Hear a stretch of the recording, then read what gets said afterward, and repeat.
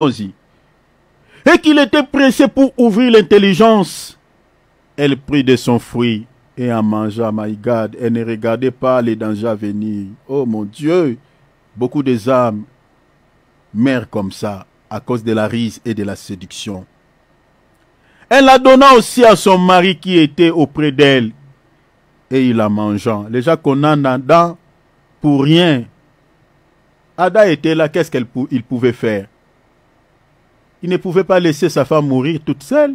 Adam acceptait la mort en amour. Il savait que ce que la femme est en train de faire, c'est interdit. Mais qu'est-ce que je dois faire? La femme a déjà pris, elle a mangé. Maintenant, qu'on meurt ensemble.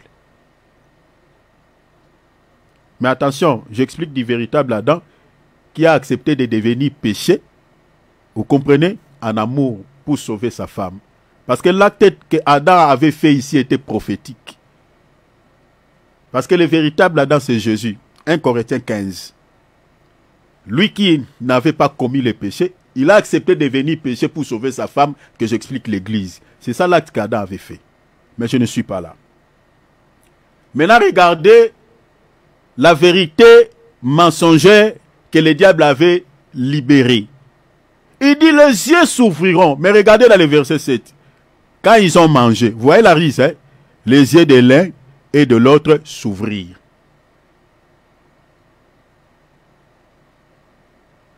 Donc, ce dernier, entre guillemets, il avait dit quelque chose quelque part de vrai. Mais attention, c'était la rise, c'était la séduction. C'est pour ça que j'ai dit que quand le diable opère avec séduction, il est ouvert, il est transparent, mais manipulateur. Ici, c'était la manipulation. C'est de cette manière que les faux prophètes procèdent. Ils te donnent une guérison.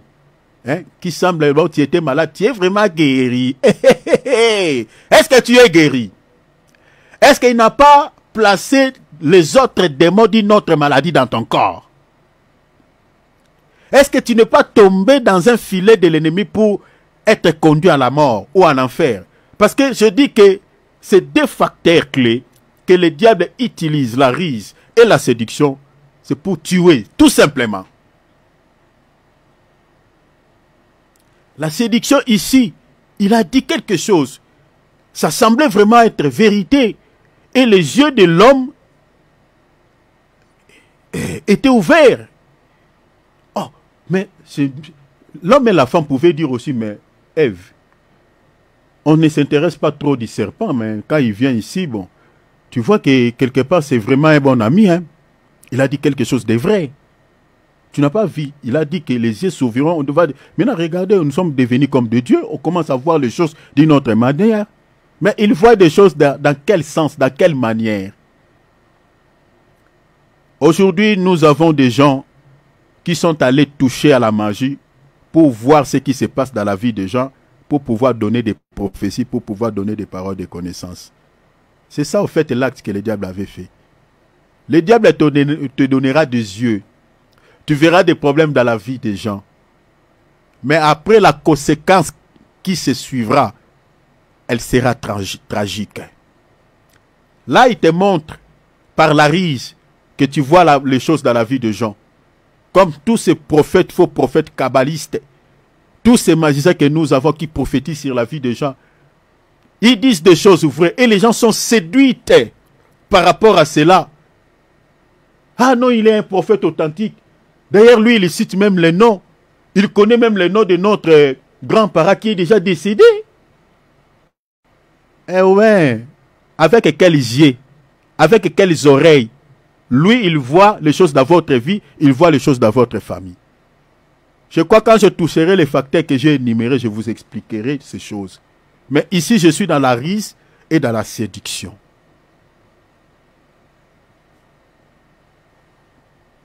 Verset 13. Et l'Éternel Dieu dit à la femme, pourquoi tu fais cela? La femme répondit, le serpent m'a séduite. Vous voyez la séduction. Il a dit, quand le diable était en train de dire à la femme, non, vous ne mourrez point du tout. Mais Dieu sait, le jour où vous en mangerez, vos yeux s'ouvriront. C'était ça la séduction. Donc la séduction, c'est quelque chose qui est transparente. mais attirante, attractive. La femme a été attirée par ces belles paroles, a été attirée par l'arbre que le serpent était en train de la montrer.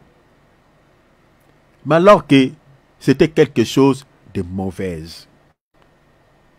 Chers enfants de Dieu, c'est par ces deux facteurs que nos deux grands-parents et l'humanité tout entière étaient morts. L'ennemi, en utilisant ces deux facteurs clés, a tué nos deux grands-parents et l'humanité tout entière. Par la ruse et par la séduction. L'apôtre Paul les confirme dans Romains chapitre 12, verset 12. Chapitre 5, verset 12. C'est pourquoi, comme par un seul homme, le péché est entré dans le monde, et que par le péché la mort. Vous voyez cela? Et qu'ainsi la mort s'est étendue sur tous les hommes, parce que tous sont péchés. Et comment l'homme et sa progéniture étaient morts, c'est par ces deux facteurs que je viens de citer. Le diable a tué nos deux grands-parents dans des différentes manières.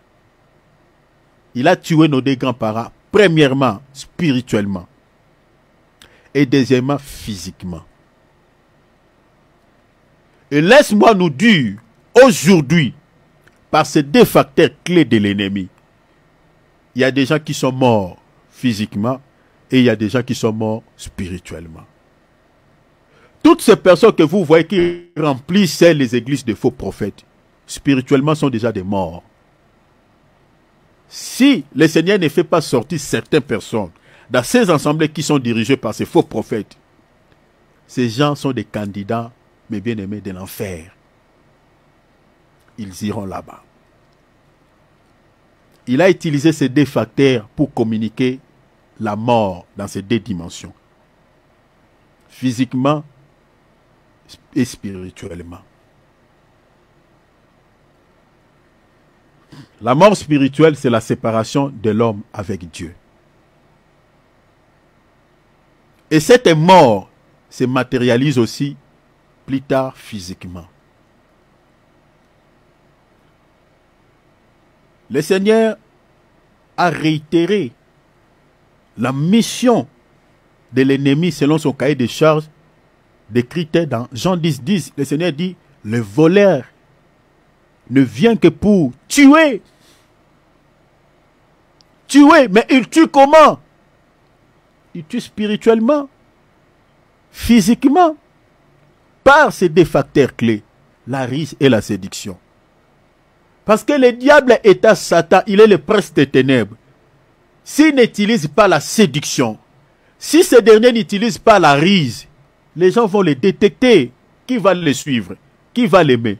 Toutes ces personnes qui ont vendu leurs âmes à Satan, à cause de quoi? Il y a d'autres qui regrettent. Malheureusement, ils ont conclu des alliances qui ne savent plus sortir. C'était à cause de quoi? Peut-être à cause des billets de banque, à cause de l'argent, à cause de la célébrité, à cause de la gloire de ce monde. La majorité des stars que nous connaissons dans ce monde, plusieurs ont conclu des alliances avec Satan. Vous ne pouvez pas être célèbre dans ce monde. Vous ne pouvez pas être reconnu dans ce monde.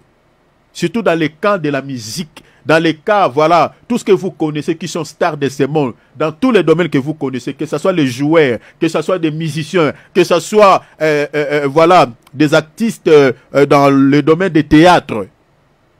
Tout ce que vous connaissez comme célébrité de ce monde, la majorité, surtout ceux qui sont reconnus, renommés, souvent ce sont des gens qui ont conclu des alliances avec le diable, qui ont fait des pactes avec Satan. Allez seulement sur YouTube, tapez seulement cela. Vous tomberez sur certains chanteurs qui chantent cela même dans leur musique. Il dit, j'ai vendu mon âme à cause de ce jouet. Le jouet dont il parle des maisons qu'il a eues, l'argent qu'il a eu, les voitures, des belles voitures qu'il a eu. Après, il s'est rendu compte que son cœur n'est pas rassasié. Il y a un vide.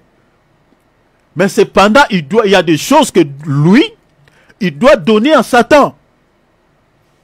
et il est malheureux, il est misérable. Il y a d'autres qui ont chanté cela dans leur musique. Bien-aimé, il ne faut jamais envier ces célèbres, ces stars-là. Il y a d'autres qui ne dorment pas, ils pleurent. Parce qu'ils ont été pris au piège par la séduction de l'ennemi, par la séduction des autres artistes, par la ruse. Ils ont vendu leurs âmes.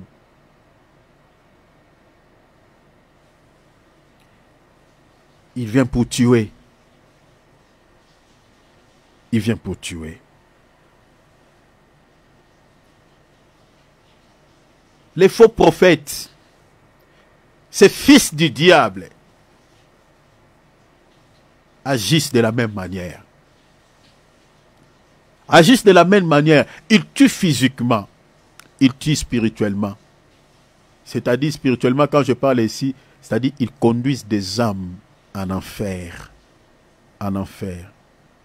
Toutes les guérisons et les miracles mensongers que ces gens-là réalisent, chers enfants de Dieu, ce n'est rien d'autre que la ruse et la séduction de l'ennemi.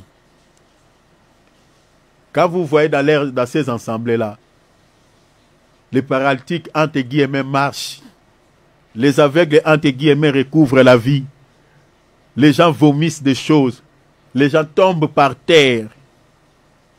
Souvent, c'est la séduction. Je ne dis pas tous les serviteurs qui réalisent les miracles sont faux. Attention. Et pour cela, j'ai mis parmi les facteurs dont je veux parler, je vais vous signifier, faire la différence entre les miracles authentiques, entre les prophéties authentiques et leurs contrefaçons spirituelles. Je vous expliquerai cela. Mais la majorité des miracles que vous voyez surtout sur la toile, souvent sont réalisés par ces faux prophètes. Le but c'est quoi? C'est de séduire. Vous voyez? C'est parce que c'est attirant, non? C'est pour vous attirer. Vous voyez? Quand vous voyez, ah, il est guéri. Comme il y a une autre sœur qui m'avait envoyé un voice, qui m'avait dit, il y a une dame qui est en train de lui dire, voilà, ce pasteur-là, il est puissant. Voilà, il est guéri. Voilà, moi, j'ai vu le miracle. Voilà. Donc, la sœur est en train de témoigner que ce pasteur est puissant. Elle a été attirée par quoi? Parce que il y avait des signes visibles que le pasteur là était en train de guérir les malades. Maintenant, elle est devenue évangéliste de ce pasteur, d'attirer aussi les autres pasteurs vers ce pasteur. Pour cela, vous voyez que ces assemblées-là, ces hommes-là, il y a beaucoup de gens qui les suivent. Parce que ce qu'ils réalisent, ce qu'ils font comme miracle, ce qu'ils réalisent comme signe, ça attire tellement les gens. Et il y a des gens qui témoignent à leur sujet qu'ils sont puissants. C'est ça ce qu'on appelle la séduction. Mais derrière cette séduction, il y a un poison mortel. Il y a un piège mortel. Il y a un hameçon. Regardez, je vous donne un exemple. 2 Thessaloniciens chapitre 2 verset 9.